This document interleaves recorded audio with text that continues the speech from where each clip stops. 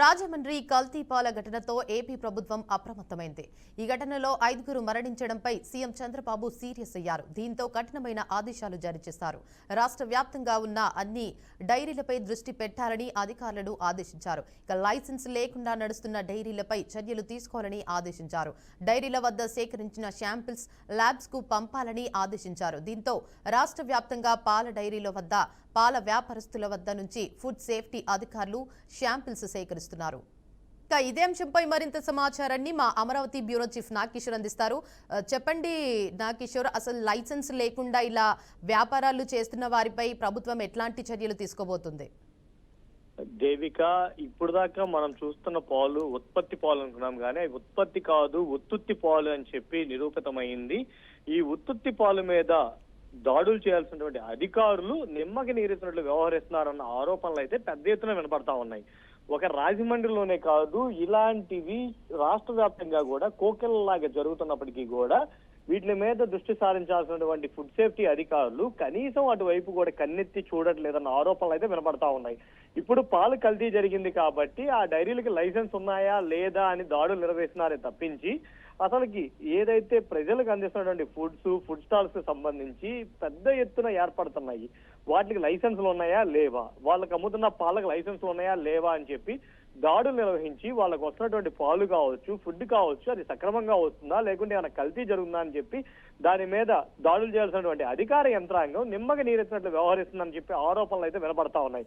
ఇప్పుడు దీని మీద ఈ రోజు ముఖ్యమంత్రి చంద్రబాబు నాయుడు సీరియస్ అవడంతో మొత్తం అధికార యంత్రాంగం కూడా కదిలి ఎక్కడికక్కడ డైరీలకు సంబంధించి లైసెన్సులు ఉన్నాయా లేవా, ఆ పాలకు సంబంధించినటువంటి నమూనాలని సేకరిస్తున్న పరిస్థితి అయితే ఇప్పుడు కనబడతా ఉంది. స్వయంగా ముఖ్యమంత్రి ఆదేశిస్తే తప్పించి అధికార యంత్రాంగంలో చలనం లేదంటే ఎంత దారుణంగా అధికారులు వ్యవహరిస్తున్నారో ఇక్కడ మనం చెప్పుకోవచ్చు. అధికారులు ఎక్కడికక్కడ దాడులు, వాళ్ళు ఫుడ్ సేఫ్టీ అధికారులను నియమిస్తున్నందుకు ప్రజలకు అందుతున్నటువంటి ఆహారం కావచ్చు, పాలు కావచ్చు, ప్రజలకు సక్రమంగా అందుతుందా లేదా, దాంట్లో ఏమైనా లోపాలు ఉన్నాయా అనేది చూడాల్సినటువంటి బాధ్యత ఫుడ్ సేఫ్టీ అధికారుల మీద ఉంటది.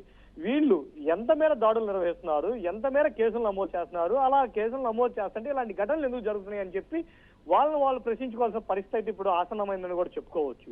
ఎక్కడా కూడా ఫుడ్ సేఫ్టీ అధికారులు నిర్లక్ష్యంగా నిద్రావస్థలో ఉండటం వల్లే ఇలాంటి ఘటనలు జరుగుతున్నాయి అని చెప్పి కూడా ప్రజల నుంచి పెద్ద ఎత్తున ఆరోపణలు అయితే వినబడతా ఉన్నాయి. స్వయంగా ఈ రోజు ముఖ్యమంత్రి శ్రీకాకుళంలో వస్తున్నటువంటి డయేరియా కేసులు కావచ్చు, రాజమండ్రిలో జరిగినటువంటి ఘటనలో హాస్పిటల్లో ట్రీట్మెంట్ తీసుకుంటే 5 చనిపోయిన విషయం కావచ్చు, దీని మీద ముఖ్యమంత్రి స్వయంగా ఈ రోజు రివ్యూ సమావేశాలు పెట్టుకొని అధికార యంత్రాంగం మీద కూడా సీరియస్ అయిన పరిస్థితి కనబడతా ఉంది. దీని మీద ఇప్పటికే ముఖ్యమంత్రి చంద్రబాబు నాయుడు ఆరా తీశారు. అసలు వాళ్ళ పరిస్థితులు శ్రీకాకుళంలో జెమ్స్ ఆసుపత్రిలో ఉన్నటువంటి సీరియస్ పరిస్థితిలో ఉన్నటువంటి బాధితుల పరిస్థితి ఏంటి, అదేవిధంగా ఈ కల్తీ పాలు తాగి రాజమండ్రి హాస్పిటల్లో ఉన్నటువంటి పరిస్థితి, బాధితుల పరిస్థితి ఏంటని చెప్పి కూడా ముఖ్యమంత్రి స్వయంగా వారి ఆరోగ్య విషయమై ఆరా తీసిన పరిస్థితి కనబడుతుంది. వీరందరికీ కూడా అందించవలసినటువంటి వైద్య సదుపాయాల మీద కూడా ప్రత్యేకంగా దృష్టి సారించాలని చెప్పి ముఖ్యమంత్రి చంద్రబాబు నాయుడు ఆదేశాలు జారీ చేశారు. అదేవిధంగా క్షేత్రస్థాయిలో ఇంకా ఏమైనా కేసులు నమోదవుతున్నాయా అని కూడా స్వయంగా ముఖ్యమంత్రి చంద్రబాబు నాయుడు అడిగి తెలుసుకున్న పరిస్థితి అయితే కనబడతా ఉంది. ప్రస్తుతానికి శ్రీకాకుళం ఘటనలో డయేరియాలో 76 మంది బాధితులు ఉంటే, అదేవిధంగా రాజమండ్రిలో కూడా ఆల్మోస్ట్ 80 మంది నుంచి శాంపిల్స్ ని సేకరించిన పరిస్థితి అయితే కనబడతా ఉంది. ఇప్పటికే కొంతమంది కిమ్స్ లో కూడా వైద్య సదుపాయాలు పొందుతా ఉన్నారు. వీళ్ళందరికీ కూడా వైద్యం సక్రమంగా అందించాలని చెప్పి కూడా చెప్తా ఉన్నారు.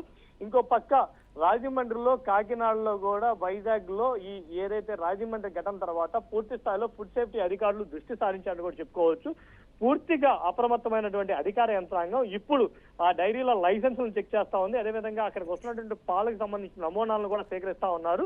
ఈ ఘటన జరిగినప్పుడు స్పందించిన అధికారులు ఈ ఘటనలు జరగక ముందే కొంచెం అప్రమత్తంగా ఉన్నట్లయితే ఇలాంటి ఘటనలు కూడా జరుగుండేవి కాదని చెప్పి ప్రజలు చెప్పుకుంటున్న పరిస్థితి అయితే కనబడతా ఉంది. దేవిక, ఇప్పటికైనా సరే అధికార యంత్రాంగం ఈ కల్తీ పాల వ్యవహారంలో ఇప్పటి వరకు, అంటే రాజమండ్రిలోనే కాకుండా ఏపీలో మొత్తం ఇప్పటి వరకు ఎంతమంది వరకు మరణించారు అండ్ అలాగే ఎంతమంది అస్వస్థతకు గురై ఉండొచ్చు?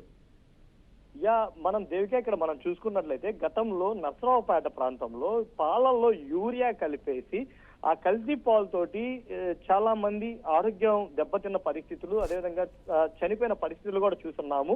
ఇప్పుడు నిన్న చూసుకున్నట్లయితే అసలుకి ఎంతో ప్రమాదకరమైనటువంటి ఇథనాల్ అంటే రసాయనాలను కూడా కలిపారని చెప్పి ల్యాబ్ రిపోర్ట్స్ లో వచ్చినటువంటి రిపోర్ట్స్ కూడా మనం చూస్తున్నాము. ఇలాంటి పాలు, నకిలీ పాలను తయారు చేసి, ఏవైతే పసిబిడ్డలు లేకుంటే వృద్ధులు వాళ్ళు ఎక్కువగా పాల మీద డిపెండ్ అయి ఉంటారో అలాంటి పాలను కల్తీ చేస్తున్నటువంటి పరిస్థితులు రాష్ట్ర వ్యాప్తంగా కోకెల్లా కనబడతా ఉన్నాయి. వాటికి సంబంధించి పెద్ద ఎత్తున కథనాలు వచ్చినప్పుడు మట్టికి అధికార యంత్రాంగం అప్రమత్తం అవుతుంది. అప్రమత్తం అయ్యేసి అక్కడ ఆ ప్రాంతం బట్టికే దాడులు నిర్వహిస్తుంది.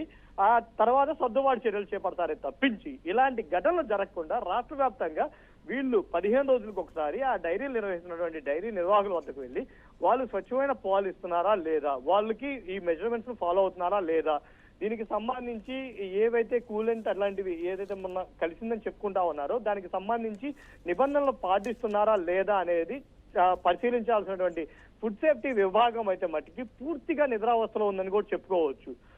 రైట్ ఉత్పత్తి చేస్తుంటే అది ఉత్పత్తి కాదు, ఉత్తుత్తి పాలు అని చెప్పి ప్రజలే చెప్తున్న పరిస్థితి ఉంది. Right thank you for the update Nagakishore.